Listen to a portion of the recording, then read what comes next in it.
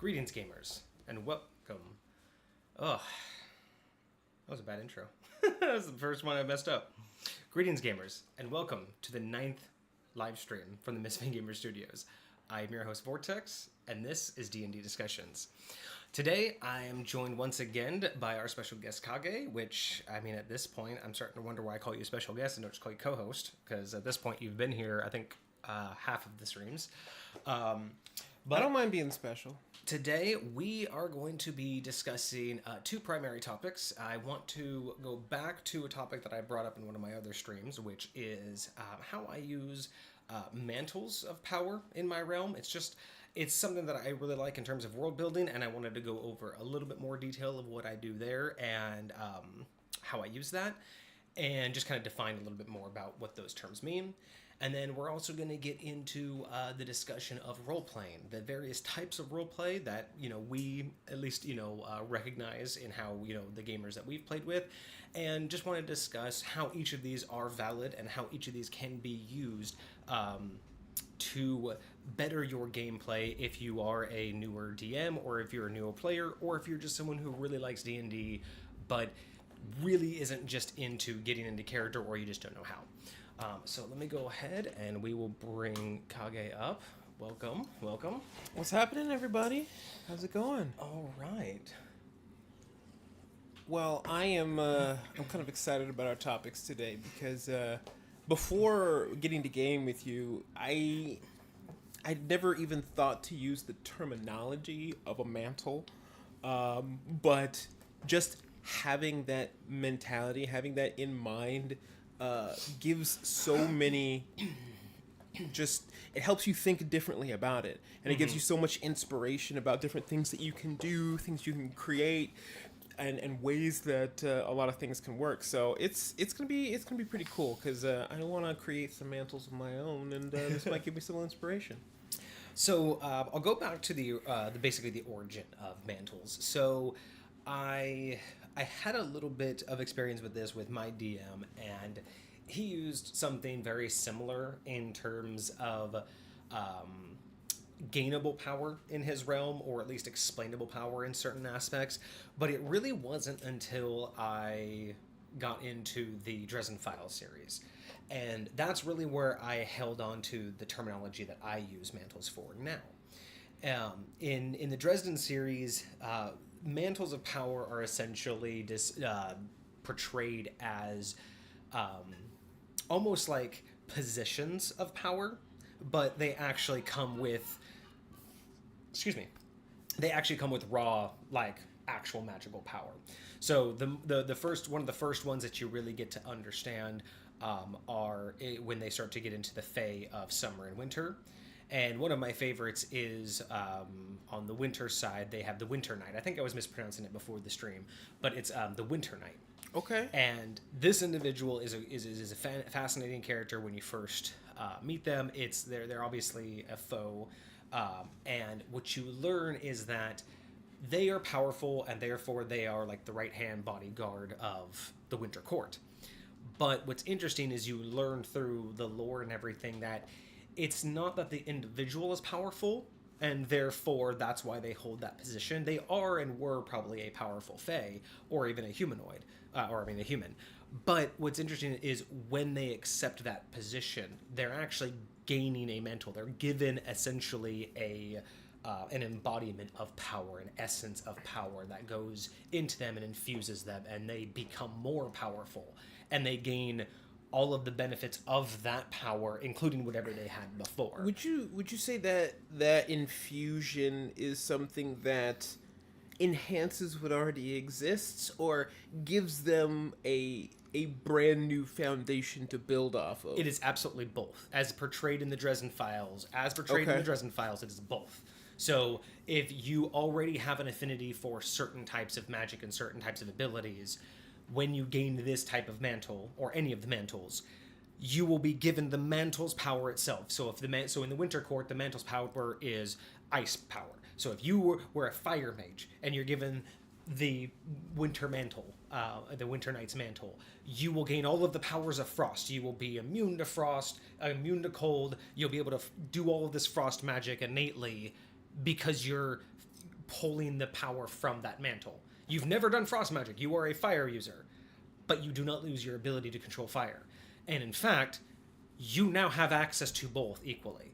And it's in tune with itself. It's not like learning two opposing types of magic. They are fused within you. So in certain, this is not like fire and ice isn't what's used in the Dresden Files. I'm trying to go with examples that aren't in the book. But with examples from that book series, you could essentially fuse the two magics together because the way they work inside you with this mantle. Would you say that there we'll say power levels or their abilities of influence are equal to each other? Or would you say the mantle's power itself is a greater power? So here's so overall than these what are you would great get for yourself? questions, and it's hard not to answer in both directions. So because we're still in the Dresden series, right?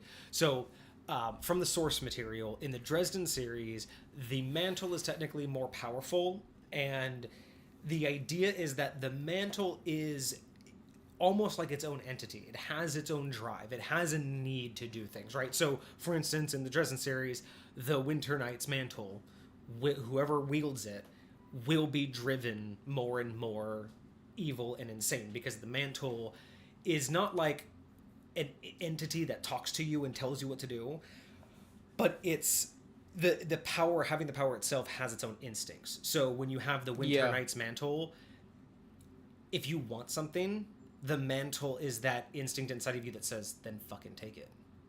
Just, it's yours. Take it. That is what the Winter Mantle does to you. So you can fight it for a long time, but over time, that Winter Mantle never loses strength, but you do. And the idea is that every time you use it, every time you tap into it, and the more you need to tap into it, like the more dangerous situation, the more you need to pull from that source, the more sway it starts to have over you. Right. And the idea is that over time, whoever's owning the mantle, the idea would be over time, you are gone. You are no longer there. It is the mantle itself. Now that mantle isn't necessarily its own entire personality.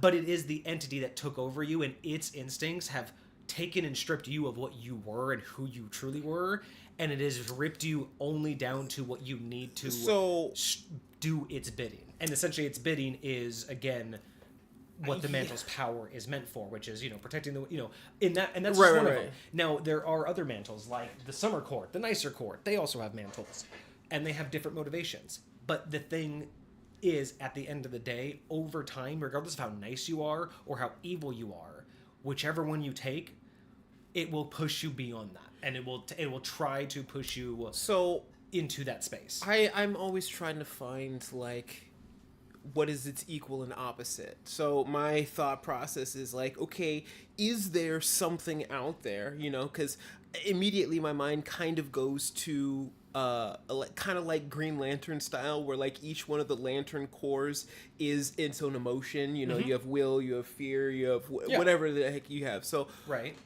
in a situation like this, say you're with the Winter Court and they're evil, or they're just selfish, or whatever it is you want to describe it, that would drive you to act in such a way. What if in and of yourself, like say, I had some sort of blood bond, with somebody in my life that literally drives my motivation for existence. Like I would have died a long time ago. Now, this is way before. Chat, he has not read the book series. So any of you that are up to date with me, he has not read the book series.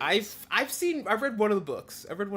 I don't know which book it was. I think it was the first one. Anyways. So the only way I can properly, because I know where you're going with this, and you're beautifully describing exactly the thing that I can't tell you without ruining the whole series, because that exactly what you're describing gets answered. Okay. That very thing is a very major plot point. Okay.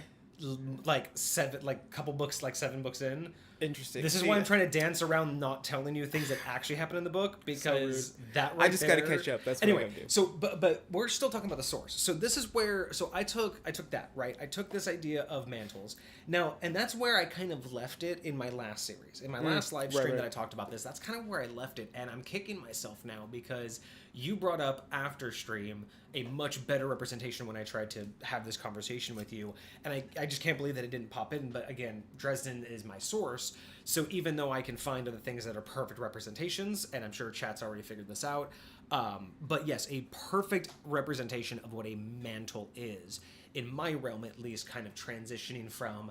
Dresden does a really good job at showing that there are these pockets of power that need to be wielded by something, right? Something needs to take on that mantle.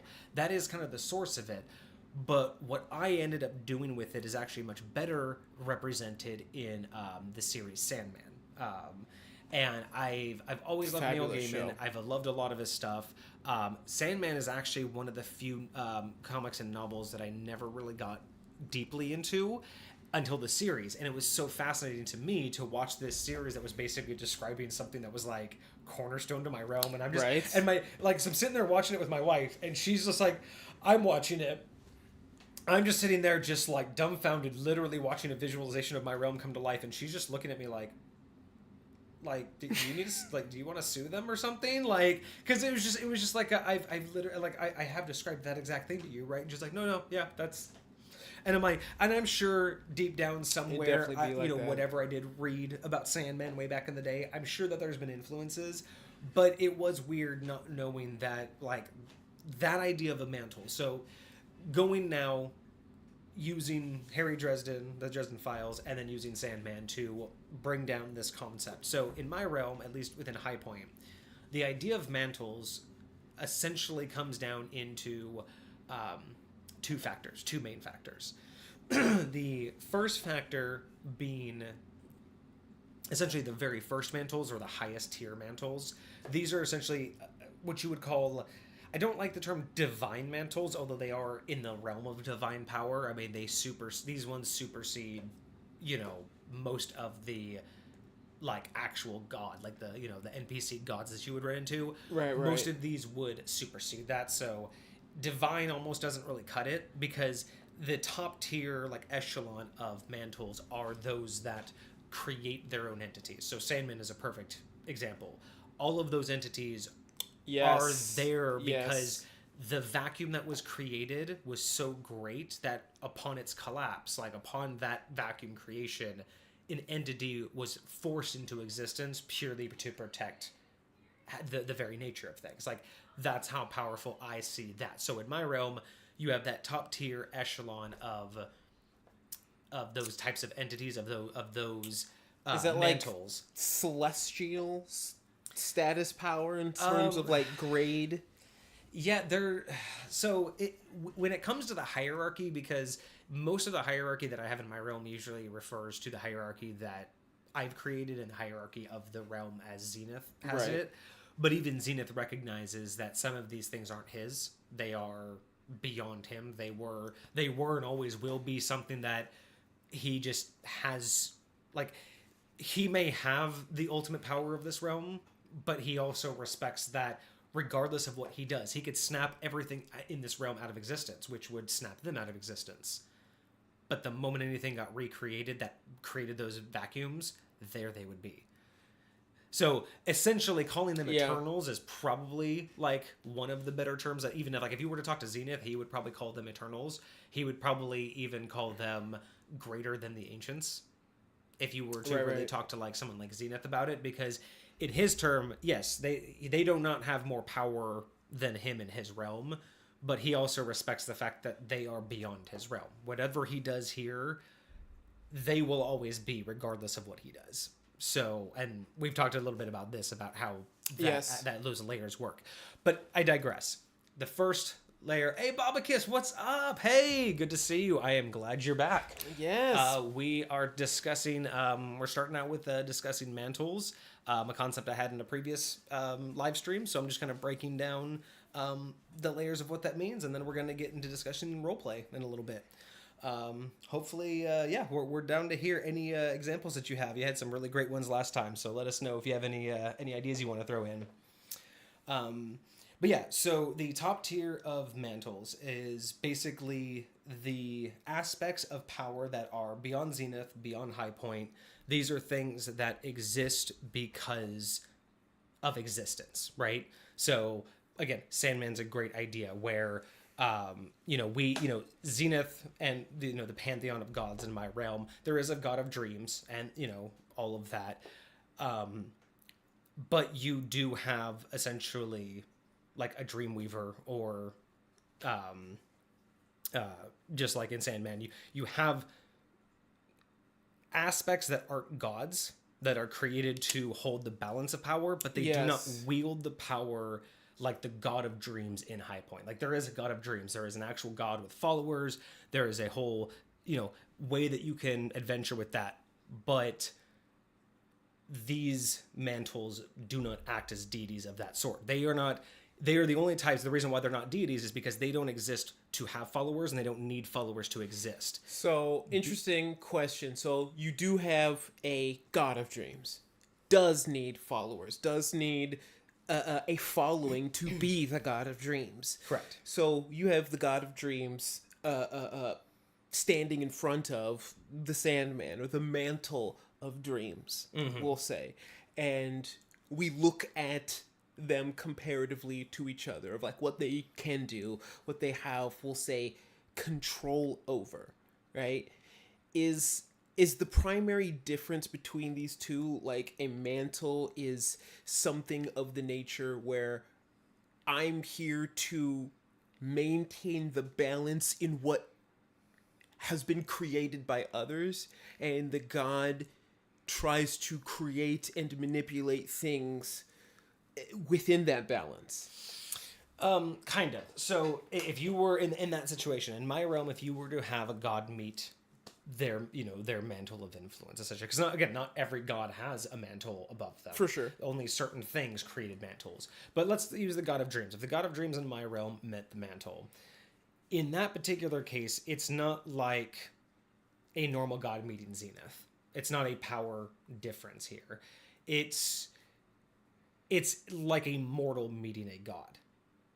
It would be like a normal mortal meeting a god. So whereas the god of dreams is responsible for their followers, they are responsible for keeping the balance within High Point. So Zenith has tasked them and has allowed them to take this influence. You are the guardian of dreams. You are the god of dreams. This is your sphere of influence. You are taking that from Zenith's responsibility. You are now responsible for that. So you are to keep the balance among the entire realm of High Point. So if there are gods against that who want to destroy dreams, that is your job to keep that. You have to have your own, take your own holy knights. You have to have your clerics. You have to have your paladins. The reason why you have these is because you can't directly interfere inside the mortal plane. You have to have these layers that can go and inflict your will, because that is your job. Now, that also comes with perks. You get to be powerful, you get to have all of these followers, and you get to do that, but it also comes with responsibility. So within High Point, the god of dreams is meant to maintain the connection from High Point to the dream realm. So they have a highway to the astral plane that they have to maintain. They have a highway to the actual dream realm, which is essentially the realm that they control. Essentially, it's kind of like they don't own the land, but they own the amusement park. Okay. Does that make more sense? Yeah. So you're here. You want to go to Six Flags in your dreams. Mm-hmm. The god of dreams maintains that highway to get there, and he maintains the park. Mm-hmm. He doesn't own the land that the park is on. He not necessarily doesn't own the he realm can build itself. Whatever he wants there. He's there to maintain your entertainment, your use of the park. He's there to make sure that there's the horror section for nightmares. He's there to make sure that the roller coasters are really he's there to maintain that balance. But in the end, regardless of who's owning that park and what the park looks like, at the end of the day, where's that foundation? What are they building on? Where does the dream world, what's the foundation of the dream world? That is the mantle. The mantle exists because the dream world has to exist. So when you say they are there because they have to provide essentially the foundation for these gods to do their work, which is why I said Zenith can destroy everything here. He could destroy anything that creates dreams and get rid of the mantle of dreams in High Point. But where is that mantle of dreams? Holding that foundation for any time anything gets created. It's going to come back. The moment something gets created that has a dream, that foundation returns, and who's there? He's eternal. He's so when you said it's like human meeting a god, you meant like the god of dreams would meet its god. Yeah, the mantle. It's not like they pray to that mantle. Of course, but like it's the concept of you're the god of dreams, but that you are nothing to this thing because you can't do any, like, again, you can't do anything to it. It exists eternally. It exists through all planes of existence. So the only way to get rid of it is to destroy anything and everything in every plane of existence that possibly could have a dream. That's crazy. You're nothing to, and guess what? Yeah. What is a mortal to a god? Think about all the things a mortal would have to do. Fair. That's very fair. So tell a mortal, oh yeah, you want to get rid of a god? Kill every follower it's ever had in any plane of existence. That's all you have to do as a mortal. Just all you have to do. Kill every... So tell that to a god. You just have to kill everything that has a dream to kill the mantle of dreams. Good luck. That's very fair. So, but yeah, that'd be hard for even a god to do. That is the highest level of mantles. Typically, those don't truly come into play. They're more... Again, they're not so much NPCs that I play a lot. Like, I do have them there. I do have personalities. Right. And I know for you, a lot of the stuff happens in the background. Like, there'll be times where we'll interact with something and we'll just stop and think for a while. I'm just like, I got to figure out if this dude was here based on what he was doing. Because, like, there's stuff that's always happening in the background. So even if you don't play them, they're going to react to things. Things are going to affect the world and the standings and everything. So I think that's very fair, that at the very least. So I have the highest echelon, the Eternals of these mantles, and essentially I have them mainly because I've always told you and I've told you guys before, I don't accept not having answers for things. So these are there to start that domino effect, to start that trickle-down effect of explanations. Like, so I have to have that starting point of those type of mantles, because those type of mantles are strong enough to create these entities, right? But these entities, again, because they exist because of existence, they don't need followers. They don't exist on a level on the same tier. And that's the other thing, too. Think about a mortal meeting a god. A mortal cannot understand what a god thinks about and does, because your perception of existence doesn't matter. Like, it's on a level that you can't comprehend.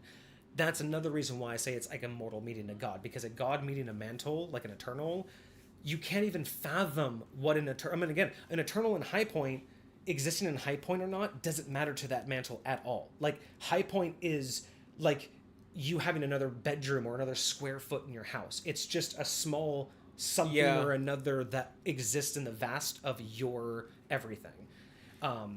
So again, that's I have that as it starts the tier structure of understanding of power, and I have it there because there are tiers within those Eternals.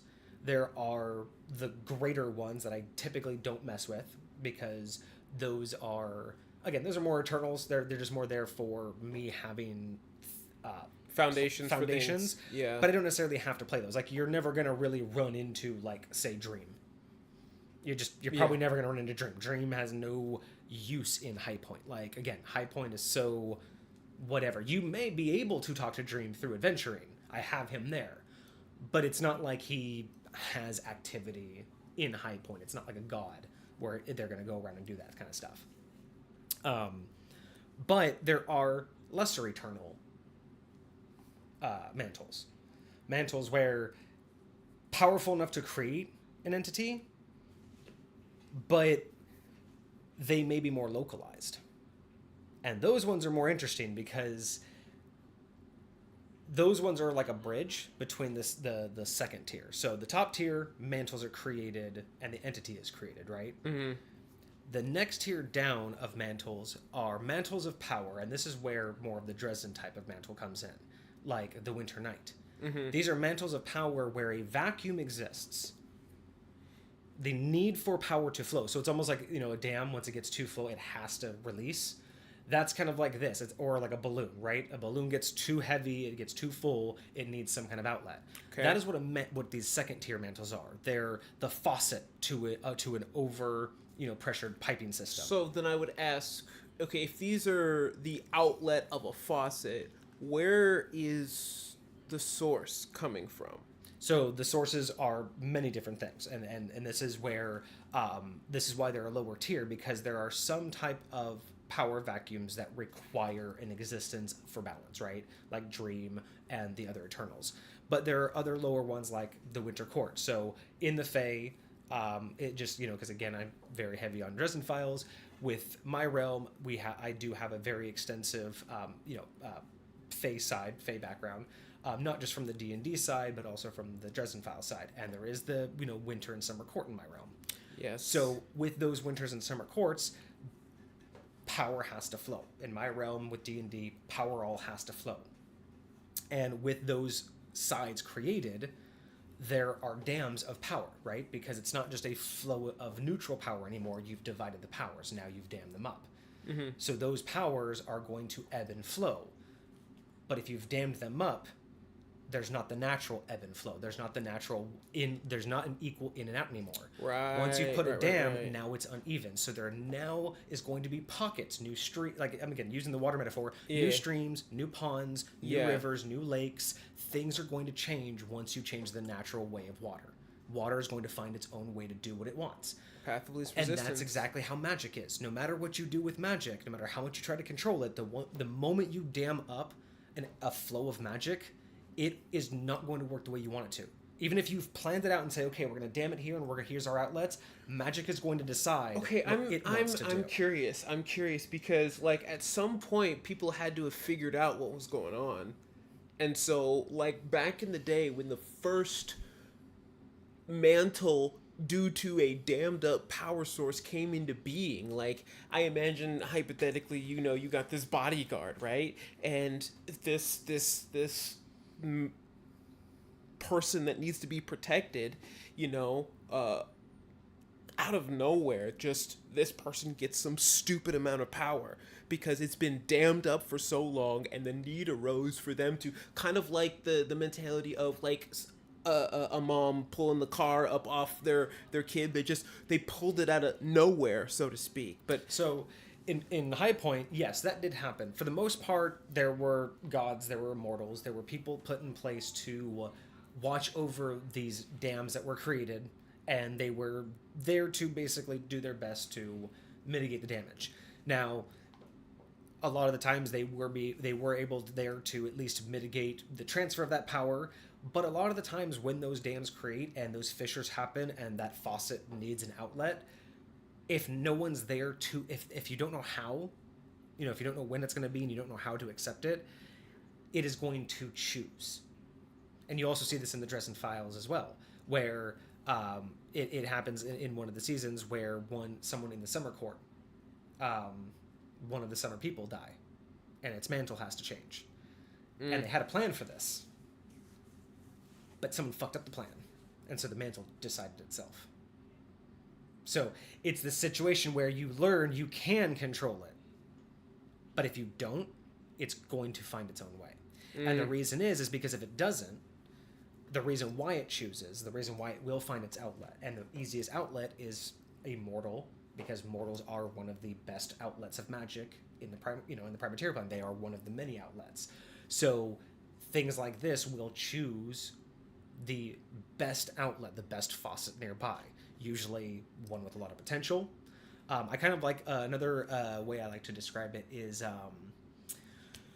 how they described it in Bleach with Ichigo's power. The reason why his blade was so big is he's like a faucet he's never he's just an open faucet. He's never learned to turn himself off. He is literally just he would be a prime source for a mantle looking for an outlet. And if someone dammed up power and wasn't paying attention and a mantle was created, someone like Ichigo would be a prime target. They are someone who is but he'd be a prime target for a lot of power. But if someone created a small pocket, guess what? If a black mage, if someone gets into dark magic and they start fucking with things, and let's say they want to become a necromancer, well, when you start fucking with necromancy power, you start fucking with the flow of life and death and decay. You literally fuck with the flow of things. So dams get created. Well, for the most part, that's pretty inconsequential unless you're like a Lich King, right? But if you're a pretty just low-key guy, but you are creating dams. So where does that water go? My example, or my reasoning, why do you think so many people have very tiny innate power? Not full mages, but why do you think there are so many people who can just do small precipitation? Those are tiny little fissures of magic finding their way from tiny little dams created by other people who are doing what they think about it. There are tons of bad magicians, there are tons of bad mages, there are tons of evil people doing things they shouldn't. But it's never explained where all of those dams and all of that power would normally go. When you have something like the Summer Court, they are siphoning large groups of power, right? So you have something like the Winter Night, that you have a mantle of sheer power from that dam that is isolated in winter magic, right? You have a very big need for that.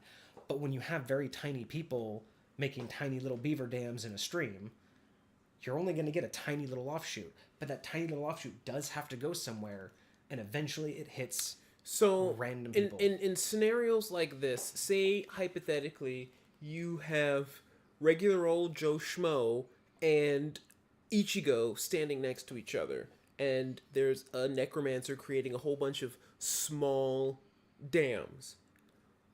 Which one of those two targets is more likely to get that small source of power? The Ichigo potential or the random Joe Schmo that would get it otherwise? So very much like water or anything else, I look at it, especially within High Point, is it'll find the path of least resistance, right? Why would a small trickle seek its way to the Grand Canyon when there's an anthill, like a snake hole right next to it? So that's the way I look at it. It's not... Now, granted, if Ichigo was the only thing right then and there, sure, why not? I'll jump into him and it's just a drip now. Now he's just a faucet with a drip.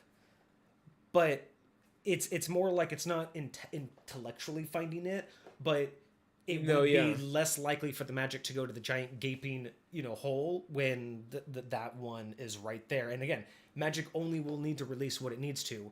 A small leak doesn't need a gaping hole. It just needs a tiny fissure. So, question. If this is the case, then I'm assuming people have figured out, at least to some extent, that this is how this works. Yes. And so, if that's being the case, then there's been somebody out there that's tried to manipulate it and or weaponize it and or... Oh, 100%. So, when people are doing different things and you're like, okay, so take the Summer Court, for example. Is that an example of somebody who is particularly specifically trying to manipulate and use it to create a mantle, or is what is the mantle that they created inconsequential to what their intentions were? Does that question make sense? I absolutely understand your question. The problem is when you're talking about the Summer and Winter Courts, you're talking about Fae, and it's very difficult to make sense. But yes, so there are people who've tried to manipulate it. I will say this. The majority of people who intentionally try to manipulate things like this do not succeed, or it doesn't work out too well for them. The few that have succeeded in it, I mean, it's succeeded to a point. But again, it's like that thing of, this isn't just like water.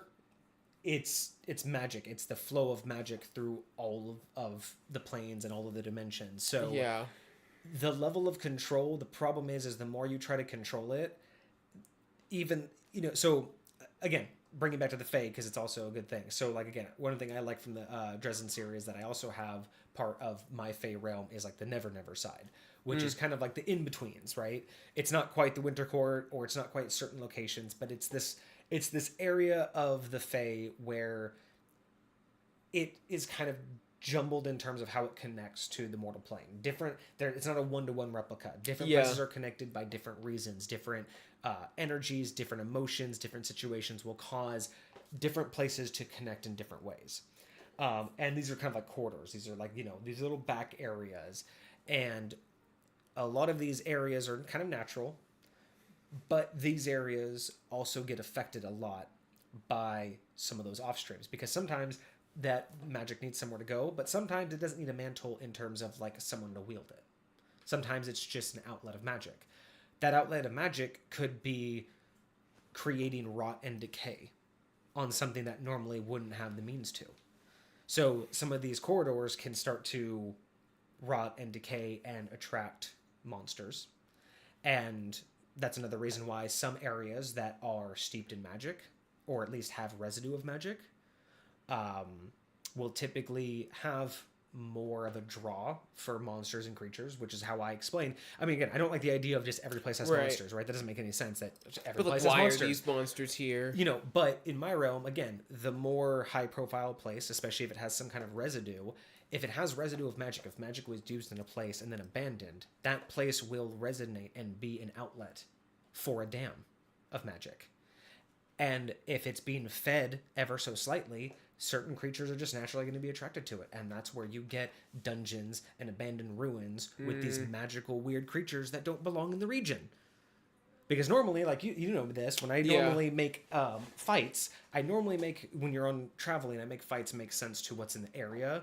But when you go to these places, you get something kind of special. Still makes sense, but again, it's not something that would have just come from the local town, right? Yeah. And these are those reasons, is because they have to be drawn there, because there has to be some sort of siphoning aspect. There has to be a reason why they want to be called there, or sometimes they're siphoning that magic because it's a small little outlet.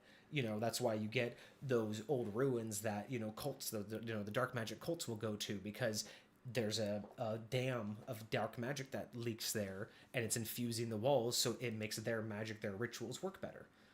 It also, that's why I use this to explain why there are ritualistic sites. Some of them are divine, right? Some of them are a god came down and said, I bless this is my place. Mm-hmm. But other times, why is it that why are some dark evil wizards attracted to certain places to do their rituals? Nothing happened there. There's no history. They decided this was the place to go. Why? That's my explanation, is because these are locations where those dams are seeping through. Sometimes it's through a person. Sometimes it's through someone gaining magical ability. Sometimes it's through a psionicist gaining magical ability. Sometimes it's that. Sometimes it's a location just being infused with an aura, which also helps, for me, make sense. And again, this is why I have mantles, right? This is why having that top tier mantle helps me explain all of these layers. Because you have the top tier mantle, which are just things that exist because they have to. This next mantle are pockets of power that they'll create these vacuums, and something has to fill that vacuum, whether it's a location. And again, these locations, if you think about like a ritualistic site, right? Not a person, because the person's better, right? The person's going to keep using magic, which means it's going to keep letting it go. A ritualistic site is more like a temporary pond, which is why it's sitting there, it's gathering the magic, waiting for a cult to come by and start doing their rituals there to release that magic, to use the pond water so it can get refilled again. These are those like layers of things that will create these mantles. And then I told you about the bridge. So the bridges are not quite eternals. So eternals are things that like dream. Whether or not things can dream in High Point, dream will be existing somewhere there is dreams, because there are creatures that, in the way I look at it in D&D, everything's connected. So whether or not High Point exists doesn't matter. There are other things elsewhere outside of High Point that have dreams. Mm-hmm. Dream will always be here. He's an eternal. But there are some things that are more localized. Mantles that do create an entity, but they only create an entity on a local scale. So things like things that are more based on, like, let's say, certain types of living creatures. Like, let's say only certain types of living creatures have certain types of emotions. So those are more localized. So like the mantle of lust, the mantle of wrath. Those aren't eternal mantles, because those require emotion, those require intent, those require agenda, those require something. You need to want something. You need to have. Those are things that don't just exist because you're alive. There are factors, right? So I look at those as mantles that are strong enough to create an entity, but they're not eternals because those entities are localized. So those types of mantles that exist here in High Point, I believe also exist elsewhere, but they're localized to the energy source there, right? So and now these ones, these ones, because they do have a creation, but they're not eternals. And these are also the bridge, because these ones can be killed. You can kill the entity and take that Eternal's power, or that mantle, because it's localized. Because that's a High Point mantle. But do you have to embody the same thing it embodied in order to take its mantle? If you kill it and you aren't a good candidate, it will not choose you to take over. If you want it, like if you wanted a mantle, you should go for a mantle that suits you. But if you like if you are a righteous paladin and you go kill Wrath or Pride, and you try to take that mantle, it's gonna fuck off and go, I'm gonna go find someone and kill me later. But if you are a rogue and you go kill Greed, maybe you become Greed. Again, it all depends upon that. So that's why I have the bridge ones. And the reason why I have those is because, again, I believe that there are different layers of power that extend beyond, okay, so that. This is very interesting because... And then there's technically, I will throw this out here, there is technically a third, or if you want to call that a fourth layer, where there is the D&D.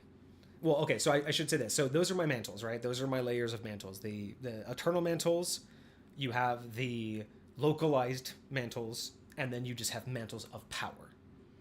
Because these mantles don't create anything.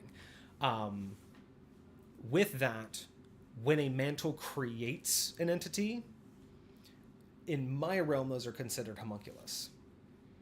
Because they were created not in the realm, they were created because of an existence. Remember, they do not need followers. They weren't divine. They weren't mortals. These are things that exist. Right. They're entities that exist because of the accumulation of power. Yes. Now, with that, there are technically another type of homunculus, which is a D&D homunculus. It's a construct that you can actually create. They are a creature that you can create. Not the same thing. Right. But of course, mortals always like to take things that they've learned, so that's where they try to do it. They couldn't do it the way the same thing was, and again, that's where, in my opinion, that's how I justify where the homunculus creature construct in D&D, that's where that came from, is the humans trying to do what you said earlier, fuck with mantles and create their own, and what they got was creating homunculus, because what you eventually figure out is no matter how good you are, you're just not powerful enough to really create a mantle. Like, it's the idea of even a god trying to create a mantle is extremely difficult, and typically it's, if you're going to do that, you might as well create your holy knights or your body. Like, you might as well create a mantle that is designed for you, because it takes so much power to create something that's worth it. Why would you do it that's not going to protect your interest? Plus, you have to get all that power back. You have to wait till you generate all that power back that you just used. Why wouldn't you create it to help guard that? And that's basically what a lot of gods will do. The first major power spend is they will create a mantle, but that mantle is basically their bodyguard to help them protect them while they just gain all of that. It's one of those things where, like, put all your money in investments and wait for that investment to get your money back so you can actually start investing again. Like, that's exactly what a lot of gods will do. Because again, creating mantles is hard. Humans, when they try to create it, sure, you'll get maybe a 10 hit point construct creature that's barely alive. But hey, you did it. But you have to look at, like, what a mantle really means. That's why when the winter court, the entire winter court of the entire Fae, when they damned off power, multiple layers were created. Yeah. And you'll find that out when you read Dresden. So, you'll see all the layers that they creaed, and that's why you'll understand, like, the severity of power that it needs. To us having this conversation, last night, me and my lady, we watched The Ring. Okay. And as you're describing what you're describing,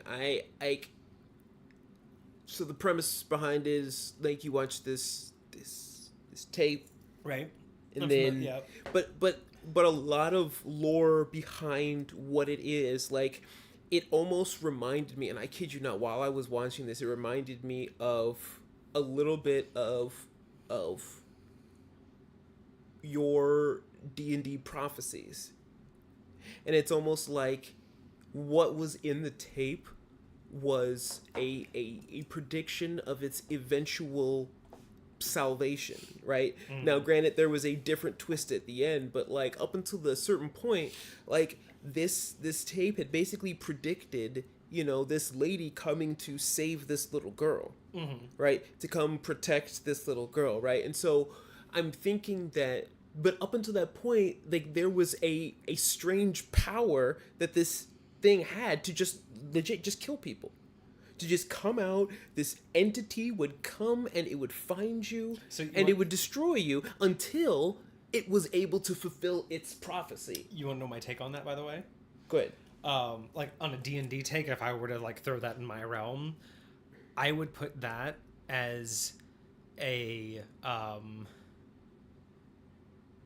chaotic good,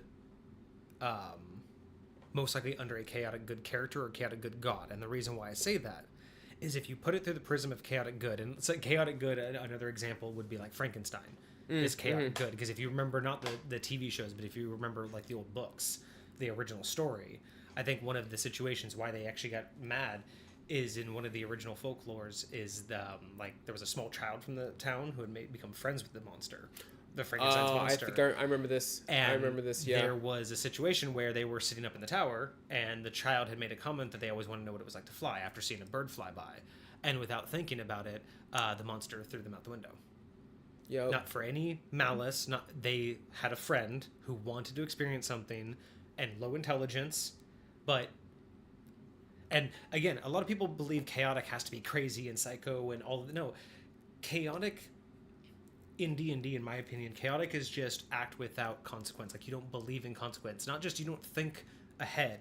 It's just you don't have consequence. What you do is in the moment. So in that particular case, it's low intelligence, but you also didn't think through the situation. You just said, oh, you want to learn how to fly? Let me help you. I can help you.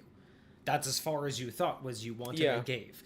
And it almost sounds like that from the Ring, if you think about it. Is very much so. If you think about it from the sense of someone needs help, I don't know how to get help. I need attention.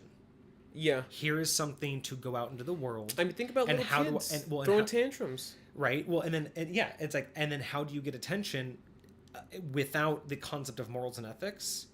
Death is a good attention grabber. If all of a sudden something appears and people die one after another, someone's going to investigate. It's eventually, and what happened? Eventually the savior and so it is a weird thing. You think of it as a horror, but it could also just be a chaotic attempt without malice. It could just be literally I don't know what else to do. And, again, with a lot of folklore, especially with like Japanese folklore, who knows what happens to the victims when they die. So you've talked a little bit about mantles in places, mantles in people.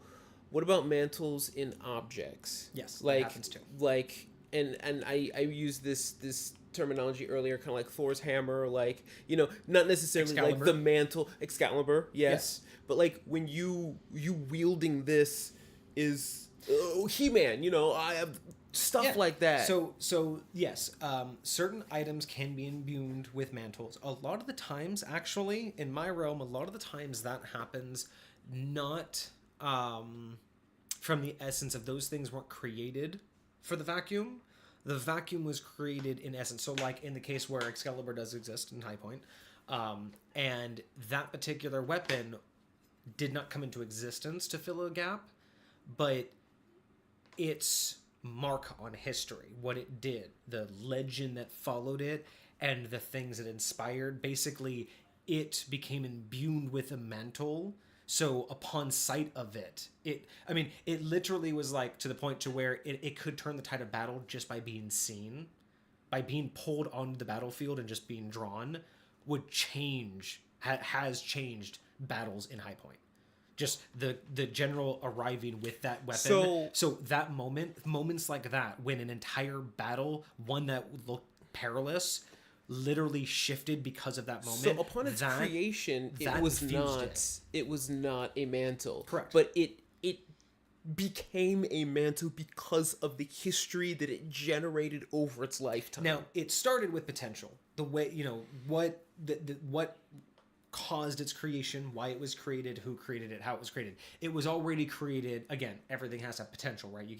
A stick isn't going to become a mantle just because it's nearby. But yes, Excalibur in my realm was not created with the power it has.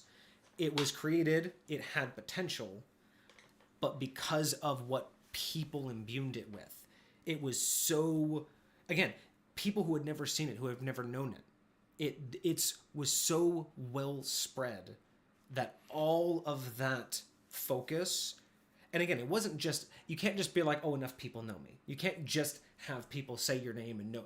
It's every person who hears that name has an emotional response. It is, and that is not it inflicting it, because that's the difference, right? There are some magic items that are so powerful their name inflicts, and that's its outward wave.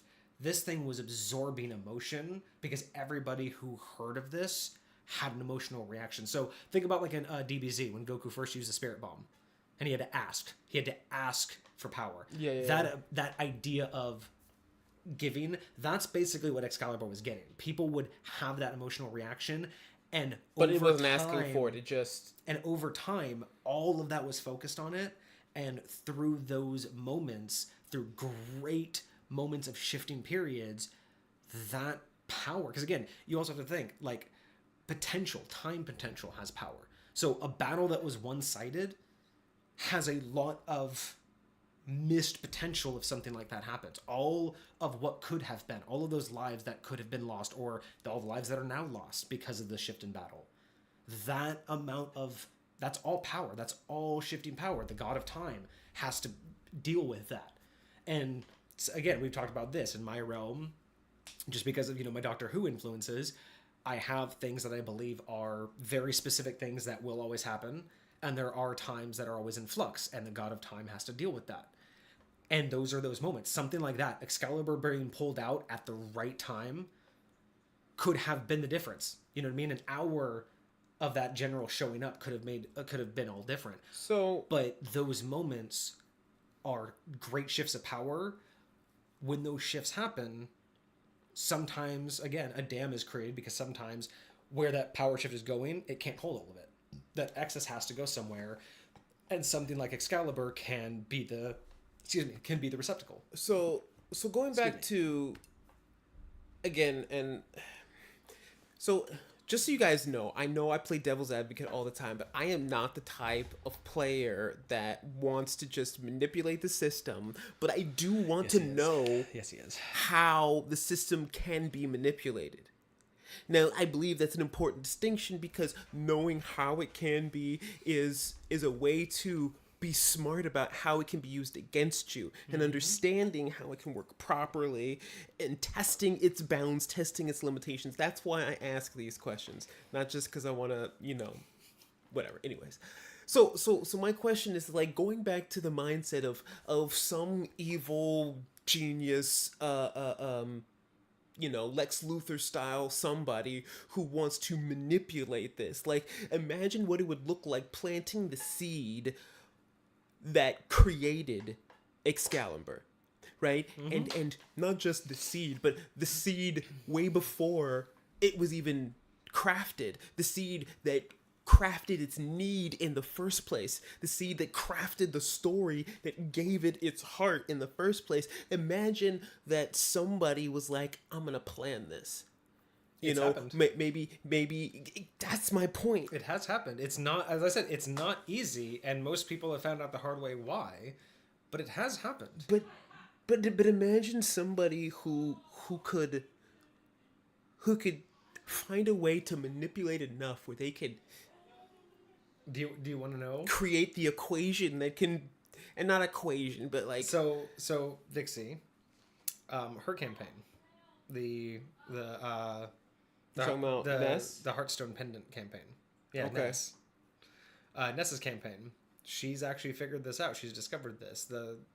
The heart pendant that she finally got, that her whole campaign was about. She found out what it was.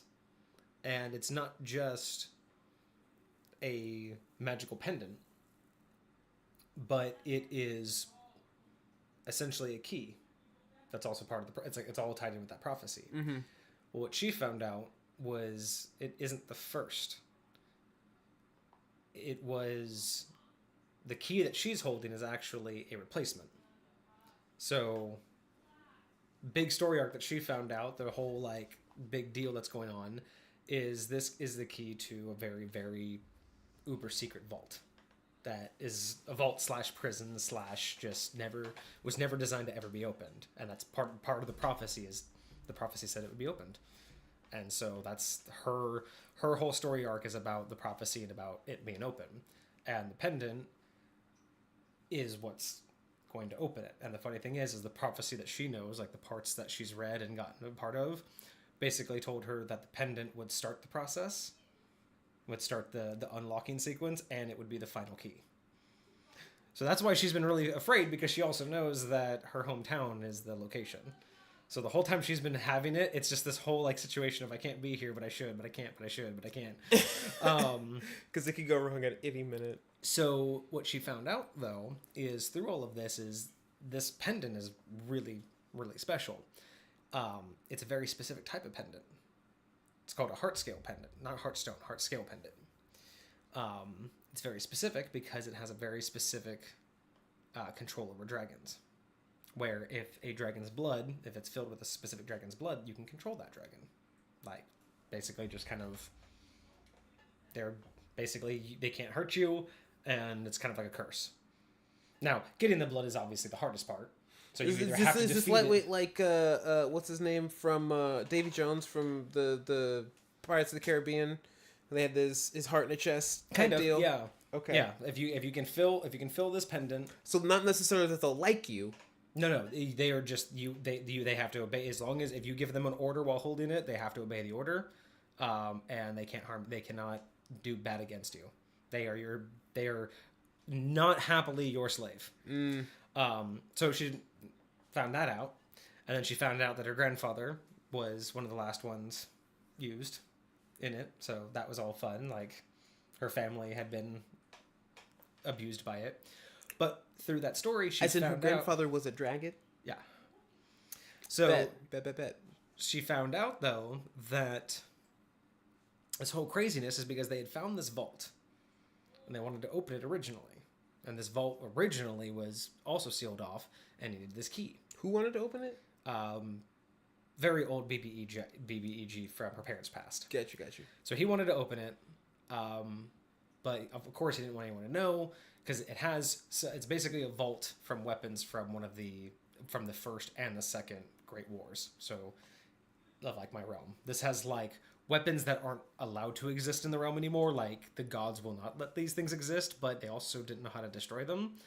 So they were completely locked away. So if Zenith found that this thing was open, oh yeah, he will not want this thing. He's part of the reason why it's so locked away. Like, that's why it's locked behind prophecy. Like, this vault is so old in my realm. Okay. So for you guys who don't know, my realm has been being worked on for years, and so what I've done is every iteration, every time I've kind of like scrapped things clean and kind of restarted or gotten things to a much better level, I've usually had some sort of in-game event to kind of give me my benchmarks. So my realm has gone through a couple major phases, and essentially each one of those phases has transitioned from I just call them the major wars. So I have 3 major prior wars, and each one was basically, I used the war as basically the learning session. So like the first one was like the War of Power. So it was because very, very early on, I just didn't know what I was doing. I was just kind of a yes man DM. I just kind of let a bunch of people do whatever I want. And I also had no balancing. So everything was just overpowered. You know, my gods were overpowered. So I called that the War of Power, because Zenith came in and was like, look, I can't just let everyone do whatever they want. I can't just let power be out there. I need a hierarchy and a system. So that's where the first level of gods, the first saints, came in, leveled everything out, got everybody leveled into a hierarchy, balanced some power out. We had a good system going. Second World War was the War of Magic, or the War of the Mages, depending on who you talk to. And this was the war between balancing now the new hierarchy that I had, which was explaining things, and the power I was giving mortals and my players and all of that. So it was, how do I balance the magics that I wanted to create? How do I balance the use of power? How do I start to explain how power flows? All the things that we're talking about now. So the War of Magic, or the War of Mages, was my explanation for the first one. Was Zenith had to finally create a hierarchy within the realm itself. Now this one was, we needed to create the balance in the hierarchy with the mortal realm or the plane realm. So that was mages and everybody fighting with the gods and immortals. So that's where some of the older mortals are now. And I also just got to have some fun with a lot of NPCs and deciding who gets to go where. And then the last Great War was... oh, man. I can't remember off the top of my head. Yeah, because the first one was, organizing the entire realm. The second one was organizing the structure of magic. And then this last one, I think, was just more of a great war in terms of like a mortal war, because that was the last thing I had to figure out, was like just how the structure of how things work in terms of like, the kingdoms and where you travel and all of that kind of stuff. So that's really essentially what I did, right? So I also wanted to keep breadcrumbs to all of that, and of course, that because I made all these changes, I wanted that to be part of the story. Of course. So that's where something like this happened, right? I had this vault of all these things. So long story short, because I know I've already gone over this, but he wanted it in the vault, but no one would ever let him. So he found a way around. He found out where the key was, but he couldn't get a hold of the key to get into the vault. And he also knew that there were prophecies, there were seals, essentially, that you had to break as part of the prophecy to get in. So it's not just a key lock. You have to start a series, do all of these things to unlock seals, and then you can use the key. So he figured out that he can start the process, and some of the seals that he had to break, he found out that one of them, in a weird way, he thought he could destroy the key. Because if he could destroy it, he wouldn't need it to open the door.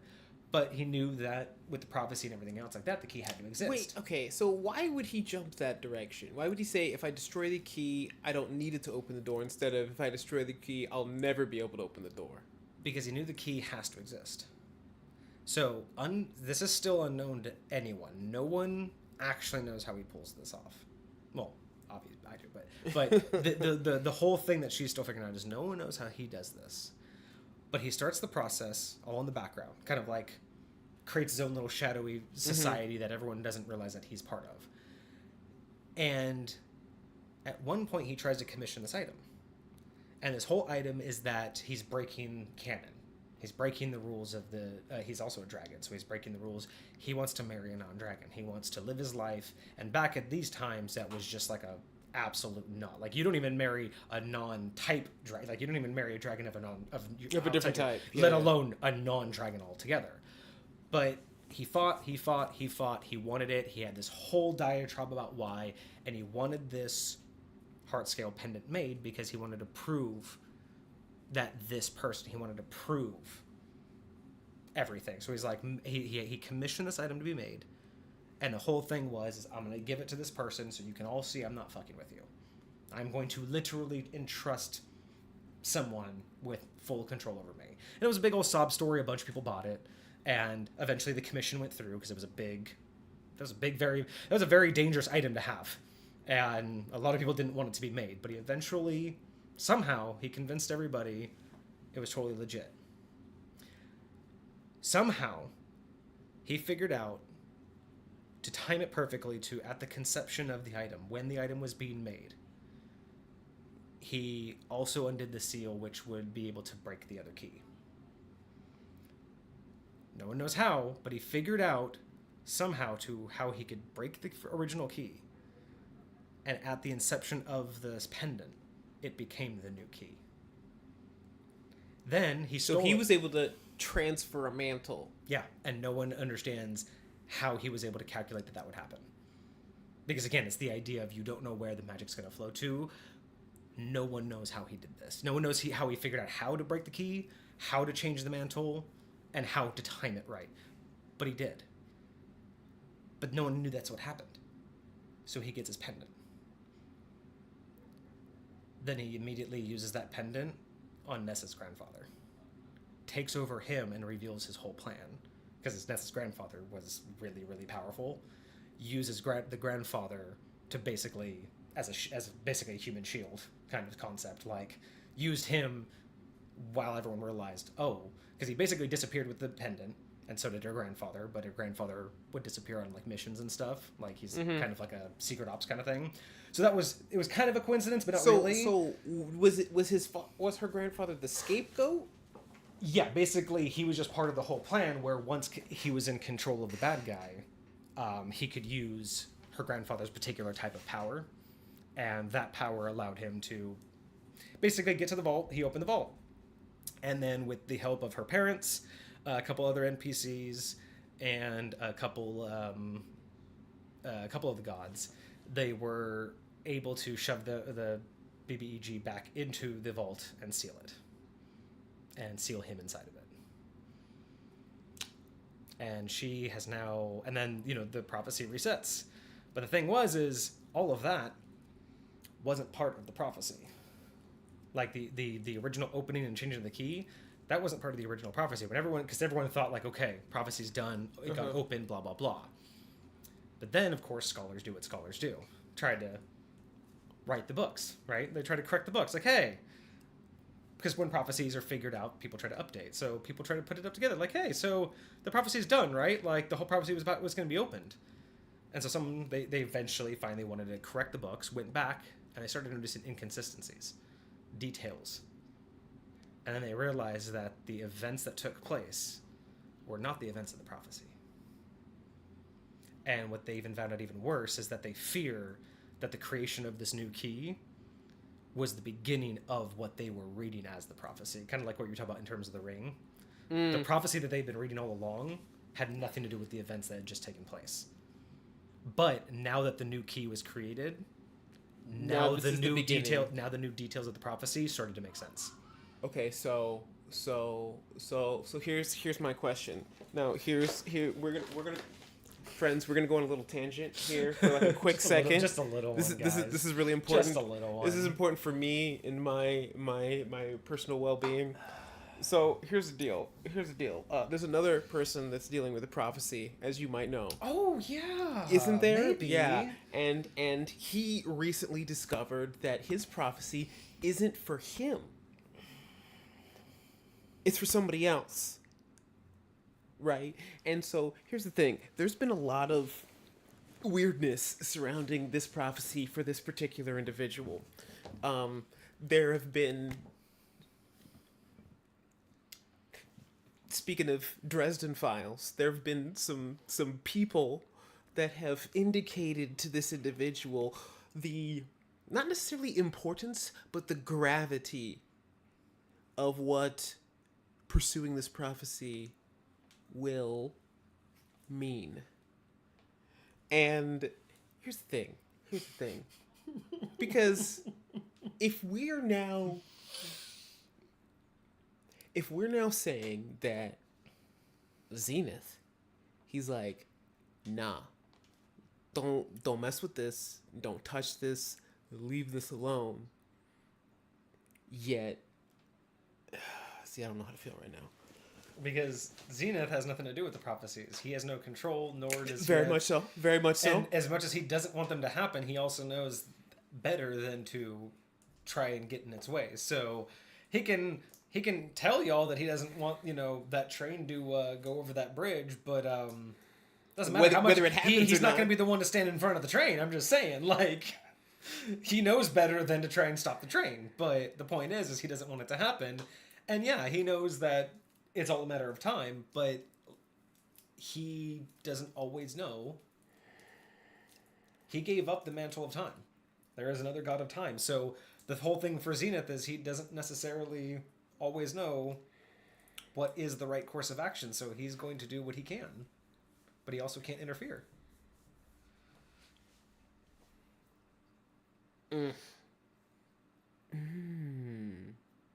See, no. I had an idea, but it... Share with class. All right, so just so that I'm not being too vague and cryptic, one of my characters, his name is Dovd, and he has been this character is just on this like journey of self-discovery. We were talking in a previous episode about creating the class of Bender. This is my Earthbender, half-orc Dovd, and he has this journal. Like one of the things that he he's been following throughout his entire journey is this journal that was left to him by his father. He's got no idea where his dad's at, or what's going on with him, but this is really all he has left. And so he's kind of been following in his footsteps, kind of like going places he's been, trying to see where he's at. But a part of what he found was, at the very least, a portion of this prophecy. And Which you didn't even find. It was pointed out to you. yes. And which was weird because you had sworn up and down to this point. So at this point, he had set off his whole, like, the beginning of his story arc was he had gotten the journal sent back to him after his dad had been gone for a while, after reading it and after deciding, I'm going to go travel. So after many months of travel, that's where we picked up on his storyline. And ever since then, he's been going through, trying to travel to the locations, talk to the same people. He's done a couple of the same things that his dad has done, like, done some dream walking. That's where he keeps going into, running into different gaming groups. He's found out that he's been displaced in time a few times, so he's never really sure what timeline he's on, or where in the country he's at, because he keeps going into multiple locations, but he's just kind of going along with the flow because this is what his dad did. Whether or not these are the places that his dad went, he's not 100% sure, but he knows that this is the path that his father took. And he has scoured, like, before he even left, he had read this book front to back, every word. He knew this book almost by heart. Like, he reads it more for, like, meditative purposes than to actually get the info, because he could probably tell you, like, every line from front to back. Yeah. Like, he just has it memorized. I know where the ink smudges are in the book. But he had actually run into, it was when you ran into Queen Mab, that she had shown interest in you. And when she found out that she couldn't have you, but she wanted to at least make sure that, you would be interested in talking to her again, she pointed out that she was very interested in your book, because out of the whole thing, there was a page that she couldn't read, but she knew something wasn't there, which is the problem. Because, like, essentially, her sense, sensing, like, what they had on them, she could see if, like, one of her abilities is being able to just, sense magical items and everything, so she was able to sense his notebook, but she was also able to sense that there was something missing in the notebook. So pointing that out is what really made Dovd really shudder, because it wasn't, like, hidden. It wasn't, like, in a cutaway page. There wasn't a stuck page together. You just flipped right to it, to a page you had never read before. Yeah. It was definitely surreal. It's like one of those things, like, imagine, like, if you just have, like, a blank moment in your mind, like, where you're just, like, you've read, like, 4 or 5 pages and you look back and you're like, I don't remember anything that I just read. Like, imagine that happens every single time you read this or whatever. You just gloss right over it. Like, your brain just completely disconnects, and he's looking at it. It's like, none of this is unfamiliar. It's like, it wouldn't be like, oh snap, I've never seen this before. No, it's like, this is the same thing I've been looking at my entire life, but yet how have I never seen this before? Yep. It was the trippiest experience, but there it was. And now it's one of those situations like you can't really unsee it. Like, now how it's stuck there.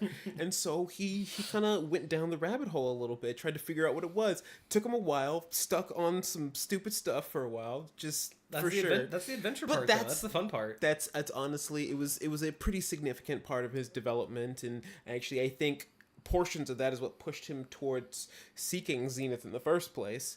But in the end, when he finally left, I think it was the Faction 5, is when he was pulled from there by Queen Mab and was like, yo, basically there's an opportunity for you.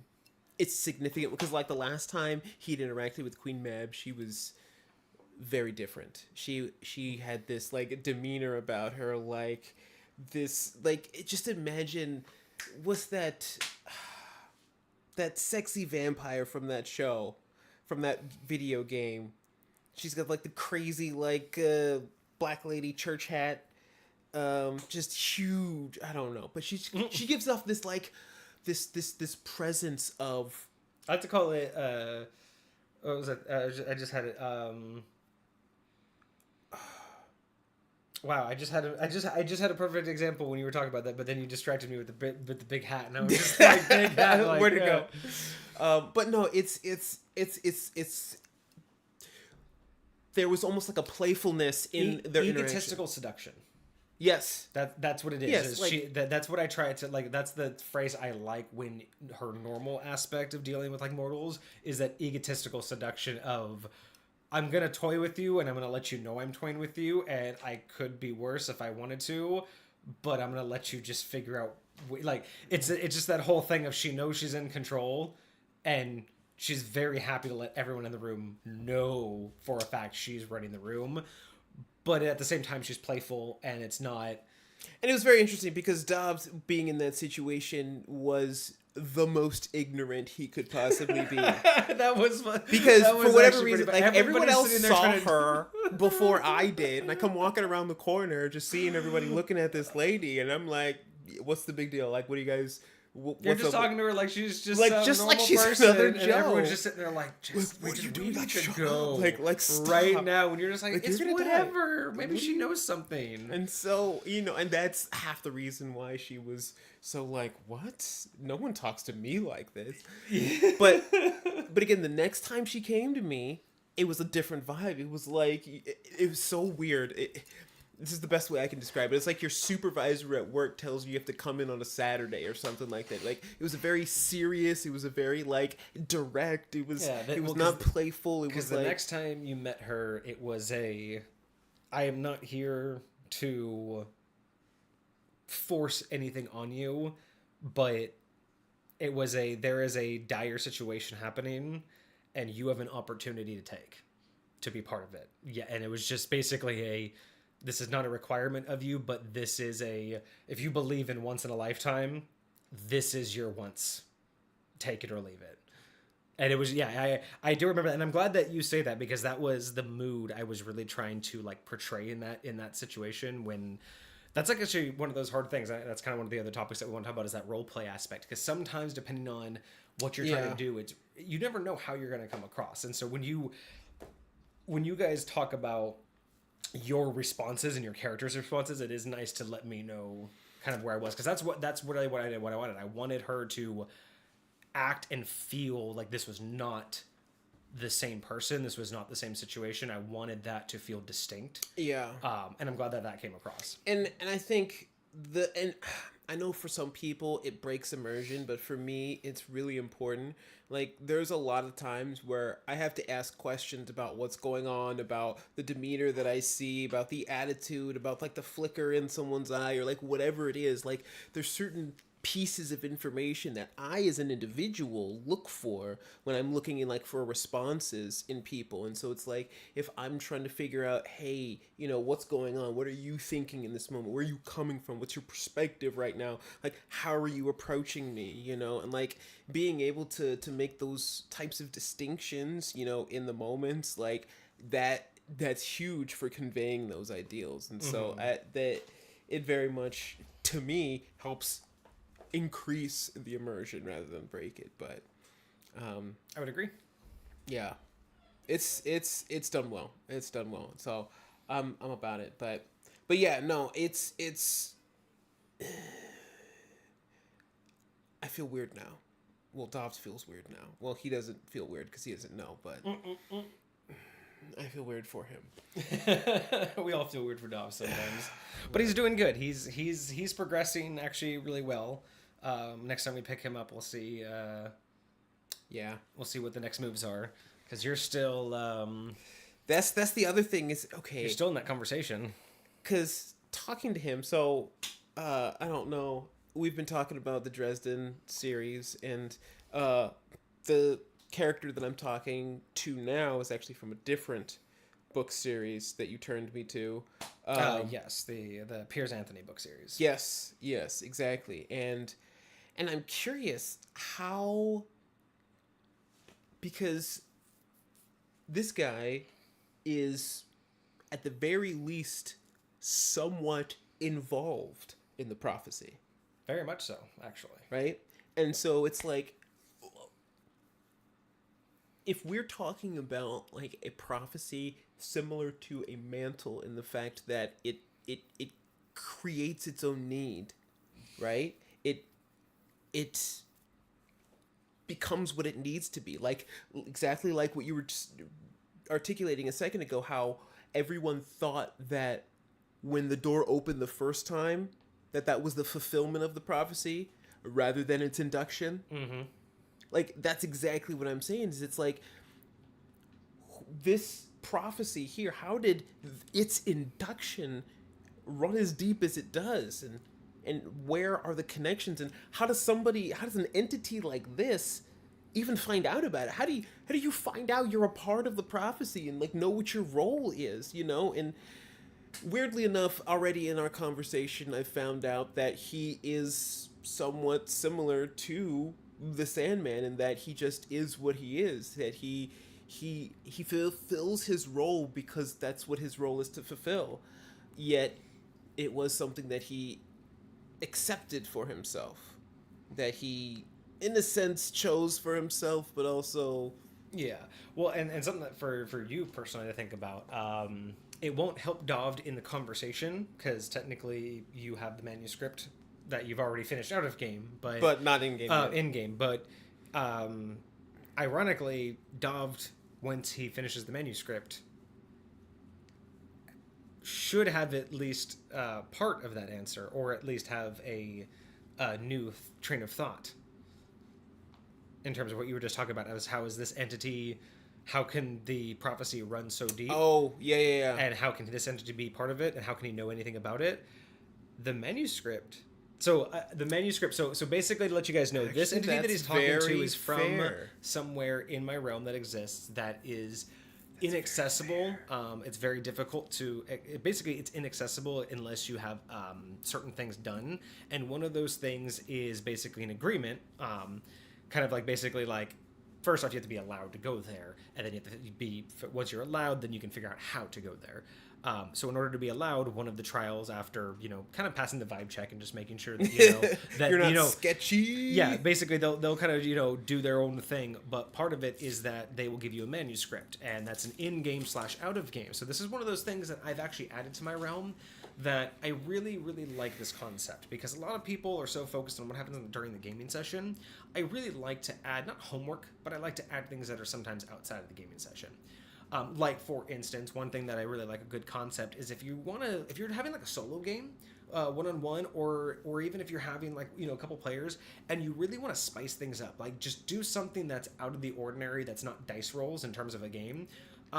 If they have like a big wizard, or someone who's really, really intelligent, or just someone that they want information from and you want to be unique about doing it, have them be challenged to a real game.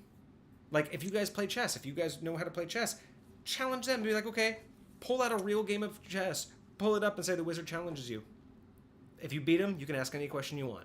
Like, play a game of cards, play high-low, play flip a coin. Just actually adding a real prop and not just dice roll or persuasion, or sometimes, let's face it, sometimes DMs are difficult and they want the right question. You didn't ask the right word.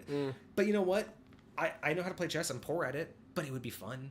My DM once upon a time told me a story. Never got to do it in game, but this is what kind of spurred these ideas. He once upon a time told me a story where he would use the game Magic the Gathering.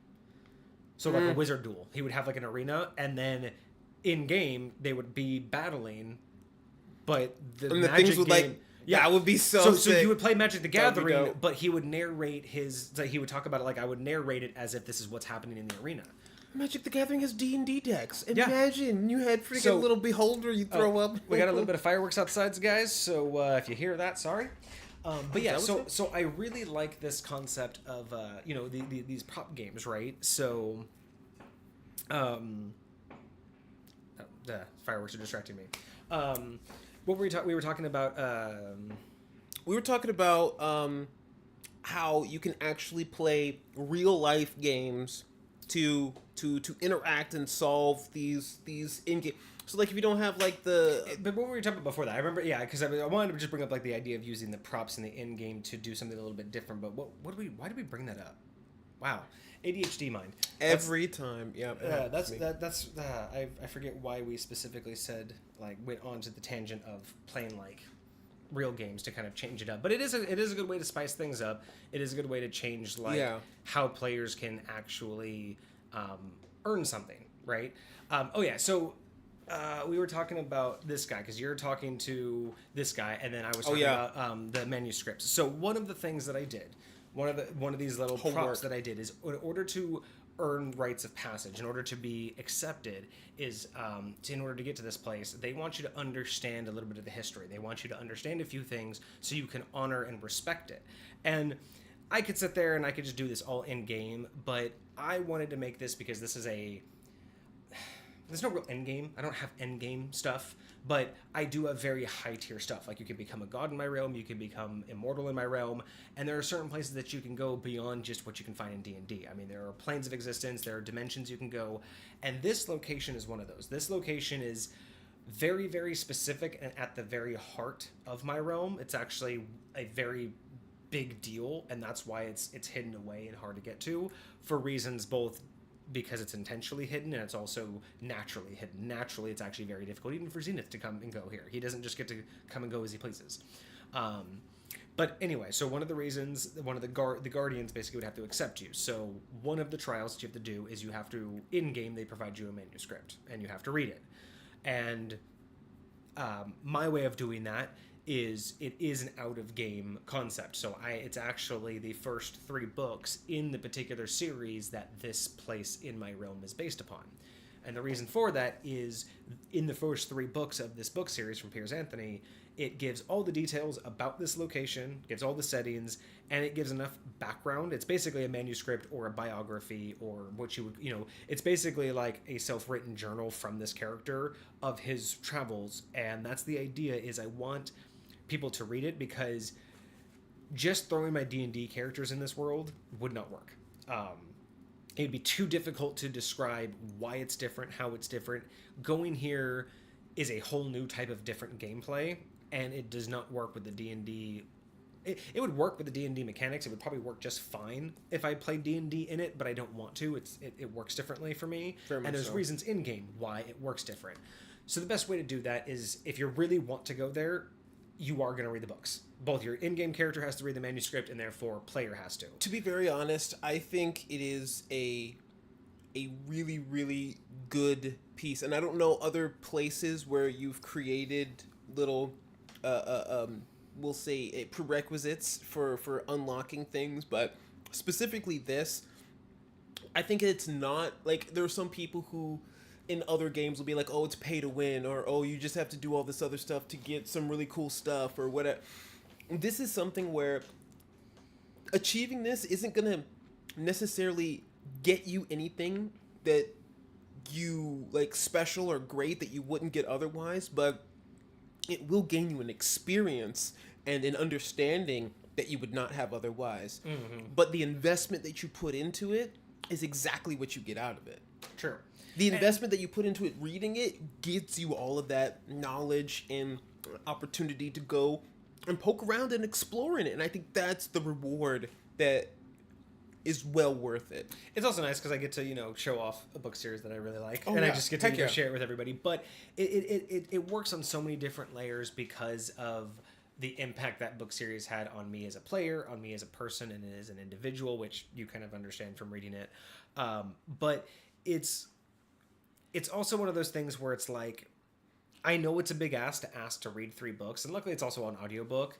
But again, it's even if you were to do that, just like bang it out, it's not like you're just gonna, like, even with your character, you're in the conversation with the person who could take you there. One of the prerequisites is to read the manuscript, but your character hasn't read it yet. Your character wouldn't read it there in front of them. And that's kind of what the holdup is, because it's not meant to be a quick obtainable thing. I'm not asking you to read 3 novels in a weekend. It's just once you get through these, then you now have an understanding of where you can go. And it's also one of those things where if you can't even make it through the first book, then why do you want to go there in game?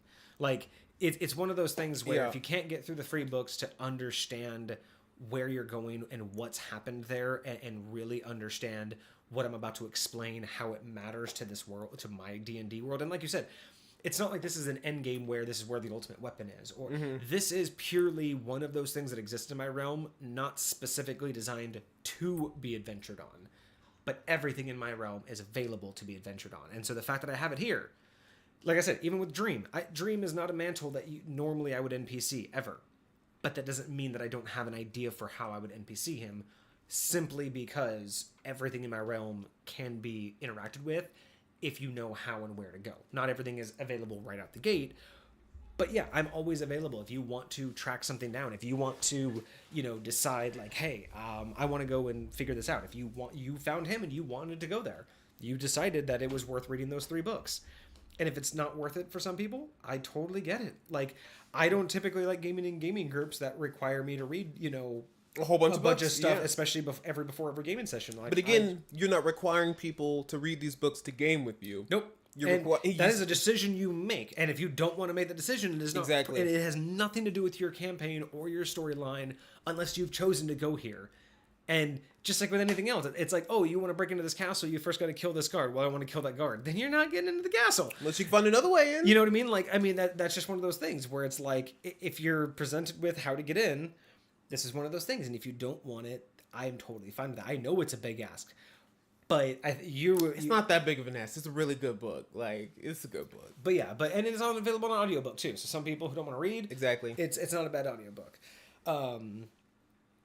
But yeah, I really do like that aspect of creating again, not homework, but a physical prop or a physical action that the players can do, because with that, it does add, again, one of those extra layers of player involvement or player investment, and that's I love that. I love when players show some sort of investment, and again, something like that is, again, it just shows me how deeply invested you are when I say, okay, well, I'm going to ask you to do 3 novels for this, and you're like, a deal, and I'm like, oh, you really want to know the work I've put in? Because again, I didn't create it to be adventured on. It wasn't like all of this stuff is there specifically because I want someone to go through with it, but it's exciting to me that someone has taken the time to learn those connections and are like, I want to see this through. I want to see what you've built. And I think little bit of, social commentary. I think that may be a major problem with most DMs is most DMs are of the mindset of, I want to create and therefore I want to use what I've created. And that's not necessarily a problem because, obviously if you write a storyline, you want to do it. But I think there's too much of a focus on, I wrote it so we have to do it. Right. And I totally understand time and I totally understand investment, and I absolutely feel for the idea of how much we put into these things. But I feel like if we focus too much on, I did it and therefore it has to be done, or I did it to be done, instead of I did it so it can be done. Yeah. I think that would be a better approach, because again, there's so many DMs who I've watched and it's like, they complain about being the forever DM. They complain about players doing things. Like, they have a lot of complaints. I'm not saying that's, they don't like it, but it's like, why are you... I don't see putting it negatively like that, because it's almost like you're setting yourself up for it. Like, if you have a gaming group that constantly does something like, man, they're constantly throwing in my traps, then it's like, then why are you setting yourself up for that kind of disappointment? I think it's... I'm not saying that you have to be harder about your traps or be more of a dickish DM, but don't approach it with the mindset of, I made a trap so they will go into it. I made a trap for someone to fall into it. And I think it's you have to have that, I think, just that air of option. A lot of the times you see somebody do something cool and you really want to try it. Like, say you see somebody do a cool chess move, and so you're playing chess against somebody and you really want to set up that chess move and you want it to work, and it doesn't work. Every single time you try and set it up, it doesn't work. And it's like, you're mad at the other person for not... And I'm like, this is a game where both parties are trying to hopefully collaboratively tell a story, but at the same time, they have their role to play. And a lot of time that role that you play counters what you're doing. It's like, hey, I'm over here doing this, you're over here doing this, I'm trying to counter you, you're trying to come back at me. And we're always just having this back and forth dance. Like, that's what it's for. When you watch tennis, how boring would it be if it was just one person on one side hitting it all the time? Like, nobody wants that. Yeah, you gotta have that dynamicism. You have to have that. Exactly. So without them being able to make their options, make their choices, and choose not to fall into the trap or find another way, it just becomes incredibly linear, and you might as well be watching a movie. Yeah, and again, it's that whole thing of, I think a lot of players come into it expecting a bit of I think a lot of players expect a bit of a linear storyline. I don't think a lot of players expect too much open world and too much just availableness, which is fine. But again, I think it's that whole thing of I think players expect a level of linear storyline with a lot of flexibility, and I think what ends up happening is DMs give them more of a linear storyline with limited flexibility, whereas hey, you can do whatever you want within the confines of this exact situation instead of here's point A, here's point B, do whatever you want to get to each point. Very You know, much so. it's more of a no, Yeah. here's what you can do in point A. Now that we're at point B, here's what you can, and I think that's, and again, it's all about that approach, but I feel that a lot of DMs could try to do the approach of either have more options available instead of just that one that you were dead as hard on, or just understand these are supposed to be things that could happen, not the things that will happen. And I do think I will say there's definitely differences, because think about, I mean, there are a lot of people who like to play modules, the pre-written stuff, and they do that because the foundation is already laid for them. A lot of what I do, and I know yours is very different because you have your foundational ideas, but you can creatively branch from that foundation. Like, you haven't necessarily built the structure, but you have your foundation laid. For me, it's very different. It's like everything's being generated all at the same time. It's like you're in freaking Minecraft and you're just walking forward, and then everything's being built around you. So, but that takes a certain type of mindset to be able to create and react and respond. And I know there's times where you are going through a thought process like, oh, what's happening now? Who's doing this? Where's that going? How's that happening? And yeah, I have never been one to advise that is that's how someone DMs. I am terrible at taking notes and reading notes. I don't know if I would call it a gift, but I have an affinity for being able to play D&D and play it well and be consistent without having it all pre-done. But that's just because I feel like I'm constantly in my own world. Like, I'm constantly very much so working with it, so I feel comfortable working with it at any given time. But I don't necessarily suggest that. I do think that a lot of people could benefit from the notes, from having these pre-generated stories and having that linear concept. There's nothing wrong with playing a linear storyline. I think it's that mindset of when you've put so much effort and dedication into writing it, you almost come with a bias because as you wrote it, you had an expectation of how it was going to be played out. Because I think that's what, maybe that's the problem. Maybe it's not even what the DMs bring to the table. Maybe the majority of the problem is that during the writing process, during the creation process, obviously you have to kind of think about, okay, this is the next stage. What are the adventurers going to be doing? But if you imagine when you're creating a storyline, every step of the way, the characters are always like all there. If you have a party of 7, you're writing a story for 7 people the whole way. You're not expecting any of them to die at any point. You're not being like, okay, at this point there might be 5 of them, right? So you also got to think about that. And let's face it, if you're creating this thing over months, weeks, days, are you remembering how much? Are you calculating how many fights they've been in? If you're 75% of the way into this build of this campaign, have you thought about how many rests you've given them? You may have not planned that yet. You may have just been building the storyline, and now then you go, okay, well, pacing, let me put in these things, all that kind of stuff. And then at the very end, you're like, oh, okay, well, I've made this many fights. I'll just throw in these rests. And then by the time they're all pissed off because nothing makes sense, and you're like, but I carefully planned this. I'm like, but did you plan it from the aspect of these are things that may happen, right? Are they going to run through the first 3 combats taking no damage? Did you plan for that? Or did you plan for them to do that and then they all went to 50% in the first fight? Did you plan for them to did you guarantee, are you the kind of DM who tells them what they shopped for? Or did you plan, be like, oh yeah, they're going to have some health potions on them when you wrote this, maybe you had a preconception of how often they would heal. Or when you write this, how many DMs know all of the skill sets that their characters on average use, the players, how often they use them? And that's the problem with me in terms of another reason why I don't like to pre-gen things, because I don't like to pre-think what the characters are going to have to do, right? Like, I don't like games where I feel like you have to have a fighter and a cleric and a rogue. Like I like Yeah. balanced teams. I don't like making the game require a balanced team. And so sometimes for me, when you write those linear stories, that's the other thing too. When you're writing a puzzle, when you're writing something for this campaign for your players to go through, are you writing it trying to balance it with, oh, okay, this character, they're good at this, so I'll write something for them to figure out.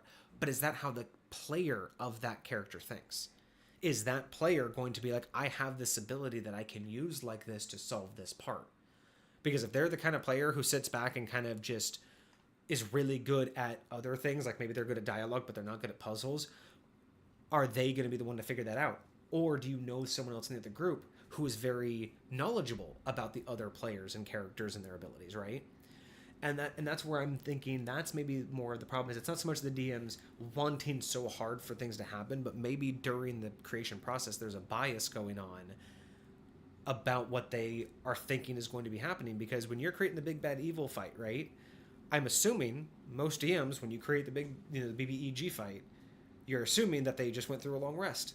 Even if you don't tell yourself they just went through a long rest, you probably don't think that they're not at full capacity. You think my Most party of your counters are like, oh, if I do this, then they're gonna have counter spell up, or if I do this, they're gonna have that. And that's the thing is, when you planned this, you may not have told yourself, hey, they are not going to be at full health, or they are going to be at full health. I made sure they had a long rest. Like, if you don't say those out loud, when you think about it, though, when you go, okay, here's the enemy, there's 5 of them, I know that they have these spells, like, right then and there, you're assuming everything's up to date. You're assuming that they have their spells memorized.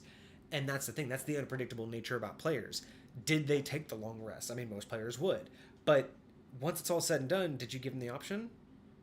Or did you build out this cool place to where they physically can't take a long rest because of literally the scene, right? Like maybe the setting doesn't get... Like, there's all these little things where I think that there's a bias in... The DMs assume the players are going to be 100% every stage of the way, and not realizing that if they're playing their characters or if they're playing correctly, they're not going to be at 100%. They're going to be at varying levels. They're going to have certain spells, certain abilities already used, dailies. All of those things may or may not be where you expect them to, but as a DM, it would be impossible to know where they're going to be. But that's the thing. Let's say your third battle. You're like, okay, this one I'm going to push a little bit harder on because I know they have some good spells, and then I'll give them a long rest. What if they were overzealous in battle 2 and blew all of their dailies? Or, what their big spells. Now, all of a sudden, because they were like, oh, the first one was easy, let's have a little bit of fun, right? And they get cocky, they blow all their most powerful spells and their most powerful items, and now Battle 3 comes. Battle 3, no, the long rest is after Battle 3. But you now threw them something that you would expect would be a walk in the park, because you're like, oh yeah, I know 3 spells you guys have that'll take care of this thing, no problem. But I didn't plan for you to use them all in the second round. Now, some DMs would be like, oh, that's your problem. And it's like, no, actually, that was yours. Because, yes, you could say that's your problem, but have you done that before, where you've shown them that there's always going to be a progression of battle? Have you shown them that battles will always progress? Like, it's... And then again, if you're going to be that DM, no offense, but be careful, because then are you going to make a hoarding players? Are you going to make players to where they're like, no, don't use the health potion. Wait. It's gonna, and then they get to the boss, and then they're struggling, and you're like, guys, you have all these health potions. Like, there might be something worse. I'm not gonna lie, I find myself being that player more often than not, mostly because that's how I play video games. Right, and that's what I'm saying is like, I always am like, there's always like, when's the other shoe gonna drop? Right? Like, I always want to be prepared for something. And I've seen that happen where, again, it's like if you're not consistent now, you make your battles, or if you are making your battles with these biases, you may end up creating players who they're getting frustrated, and you're just like, I don't understand, guys. Like, why are you guys getting frustrated? Like, it was obvious what you guys could have done. It's like, but that is it obvious to them, or is it obvious to you who sat there and built this thing for 2 months? You know what I mean? Like, it's there. And that's the other thing too. DMs, you guys got to remember, you built something for 2 months. They've seen it for 2 minutes. Like, you cannot, and I'm going to say this wholeheartedly as a DM, you cannot hold your players to the same level of expectation in terms of understanding that you have. If you've spent more than the gaming session building whatever it is they're going through, it is not fair to put them on the same level of, well, why don't, it's easy, you guys should understand. It's like, no, you've had time to think about this for hours, days, weeks, months. You've run this scenario through so many times, but they've literally, you just handed it to them. So if you give them 20 minutes at it and you're like, I don't understand what your problem is, you are. You are the problem, because it's just not fair. It is literally not it is not even close to being understandable. And you also have to understand too, where is your source material coming from? Like, we had a situation that happened years ago, but it was the same situation where it was a newer DM. We were doing a puzzle and it was a visual puzzle, but the DM was doing more, like, they explained everything, but we had never done a visual puzzle before, and there really wasn't like any props or anything. And we spent like 20 minutes on it, and we just couldn't figure it out. We ended up springing a trap and everything. And I remember at the time the DM was kind of frustrated, and they were just like, well, it's so obvious once, I explain it. And it's like, well, that's not really fair to say it's obvious once you explain it, especially when you describe something that in your head you have fully fleshed out and you have a visual understanding, but you literally explain it to us once or twice, and then you're like, well, what don't you understand about it? And it's like, everything. Like, that's why I like whiteboards, because sometimes you have to have something tangible. And that's also, I think, it's hard as a player, because, so the other day there was a group of people that we tried to get together and we play a one-shot. But when you're a somewhat veteran D&D player, what do you do when you go anywhere? You ask a million questions about everything around you, because you want to know what's there so you can know what you can do with it, right? Yeah, you have to set the boundary. You have to figure out the boundaries, right? Yeah, exactly. And so, I find that so often it's like, hey, we're out here, we're just trying to find and put together different pieces here and there, but not often enough do we take time to look at the whole picture, if that makes sense. Right. So, or as a DM, you see the whole picture, but you have to understand how people take in information. Like the situation that was is, at the end of the day, the puzzle made sense. Yeah, once it was fully explained. Yes. But the thing is the way that it was explained to us wasn't the same as the way that the DM was seeing it, right? Like, they had the full picture, but telling us all the information in bullet point fashion, one piece at a time, isn't the same as showing us, like, the full picture. And that's the hard thing, is you don't know what people are remembering and taking down in terms of what you've given them. Yeah. So the tools to a puzzle may not always be... Yeah, because I can tell you, I've been at a table with a bunch of people, and like, what I got out of a situation is always incredibly different what somebody else gets out of a situation from the exact same explanation that the DM gives you. Which is why I love having a party, is because you get to see so many other things that you wouldn't have seen otherwise from different perspectives. But at the same time, it's like, bro, like, I never would have thought of that. Right. I never would have thought to approach that situation that way. Right. And then I see Bobby Kiss made a comment. Main thing that they get from pre-made, or the modules, is pre-made dungeons. I would actually say that is actually one of my favorite things for people, like new DMs, to do. Is if you have an idea for like a pre-made, that's great. But honestly, I am so down for looking at other ones that are made and then just modifying them for the storyline. Like, instead of I've wasted time trying to find like the perfect dungeon that had everything I wanted in it. Right. And I just realized, you know what? Once you find one that has roughly the layout you like, just change the details. Like, you don't even have to be that creative. It's really just, oh, I don't like the treasure room, I want the treasure room to be over here. Then just use the same treasure table. But really being able to take something that's pre-made, I'm all about that. Yeah. Like, and I'm all about making it, again, that's what D&D is all about, is taking what's there and just making it work for you. And I think modules have some of the best dungeons. They really do. I don't think I've ever been able to make a dungeon. They really do. Yeah, no, they have some of the best dungeons on there. It's because they understand how they want the people to explore. Because again, hand to the left wall, let me just go hoof through every single room. But these dungeons are made a little bit more intuitively than that, and I appreciate that. And Yeah. like I said, every time I look at those maps, man, I get inspiration for, oh my gosh, this looks like a great ritual room, or oh, this Right, over you here can- could be a great oh. room where it's like a trap where it falls down to That's another how I started level. Some of my first games where I would just take a map or something, and then I would create the story based off that the map told Yes, me. Like, yes, yeah, no, I love doing that. 100%. Like, yeah, going and getting modules and using just some of the pieces again. Use as much or as little as you want. It's just that whole thing of do what's in your comfort zone. But again, what this show is all about is just do within your comfort zone. You don't have to change all the rules. You don't have to go outside of what the books tells you. But again, be open to it. Be open to understanding that the books aren't everything. Yeah, The books aren't use going what to works be for end all you. be all. Use what works for you, and leave what doesn't. Right?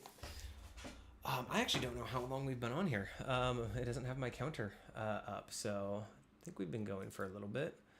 Let me see if I can find it on this one. Looks like about 2 hours on my end. Are we? Oh yeah, we're almost at 2 hours. You know, I wanted to talk about what is your guys' plans, because we're already we're past 9 now. I don't know what your all's plans were, because we did have the other topic about talking about a little bit about RP, but we can also do that on the next one. We're gonna go over that on Thursday, because I do want to start streaming at least twice, if not 3 times. So I might start doing Mondays and Thursdays. Well, I do have to get up in the morning, not crazy early, but Okay. I'm helping sell some fireworks. Oh, nice. Okay, Yes. well then, you know what I'll do? I will come back on Thursday myself. I'll do a live stream on Thursday, and on Thursday I will go over. I guess the main topic will just be role playing, just the different various types of role play that I've seen, that I've used, that I currently use, and just kind of talking about like how not to, not even how not to role play, how not to be worried about role play. I think that's what I really want to talk about, is how not to be concerned with the level of role play you do, because a lot of people I think get intimidated by it, and I think that I want to talk about how you can still role play without having to be an actor. And I will say, I think that I've played in a couple groups where the DM, and I know that their heart is to include people and they want everyone to feel involved, but they sometimes push really, really hard on people that don't want to RP the way that they're asking them to RP. Correct. Right? And I think it's like sometimes like there are certain people, certain players that just play in a zone where they are not RP heavy. They are not the ones who are going to go out, think about like a stoic barbarian or whatever. Maybe that's just their personality type as a player, and it comes through in their actual gameplay, and so they don't want to RP, or if they do, they don't want to have to actually be a part of it. So I think that there's moments where we need to allow the player to play however they desire to, but at the same time, it's like, it would be really difficult for a bard that didn't like to RP, like, because that's a lot of what you do as a bard. Is like right. you emphasize, you emote, like if you wanted to be like a mime or somebody who just plays music and you'll just like press a button on your phone and that's the song you're playing, like you could totally do something like that. But even that in and of itself, like, but see again, and that's what I want to talk about, is even that to a level is role playing to me. Like if like I wouldn't want it to be obnoxious, but honestly, if you had a player who wasn't really big into role play, like in terms of like the acting and everything, but let's say for a very legitimate reason they could justify the use of a soundboard. Kenku. Yeah. So that's all they do is they just mimic other stuff. I would be down for that. That is a level of RP, and this is what I want to talk about. So I'll save a little bit more, but yeah, on Thursday I will be back, probably same time, about six or so Pacific Standard Time. And yeah, we will talk about the variations of roleplay that I've done and that I've seen with my various games. Hopefully you guys are here, so give me some examples of what you guys have seen. And yeah, unfortunately, well, unless you get freed up, I don't think you'll be here on Thursday. If I could make it happen, I will. You're always welcome. I most definitely will. If not, I'll be here on Thursday myself. Yeah, and we'll extend that conversation, because yeah, I think there's a lot of different aspects of RP that are either underrated or very much people aren't willing to accept as roleplay, and that's what I want to talk about. Is like I think there's more to it than what people think of in terms of like of a performance. Yeah. And performance roleplay is not the only type. Very much so. Very much so. All right, so we will end it there. Let's see, Baba Kiss, cool. I'll probably start my own stream working on a cozy. Ooh, interesting. Now that Well, sounds fun. Once you get that started, let us know. Especially if we have any kind of alternating stream times, we'll definitely raid you if you are currently streaming. But I am totally down to check out what is going on here. Okay, so nice. Okay. Well, yeah, let us know more about that because that sounds fantastic.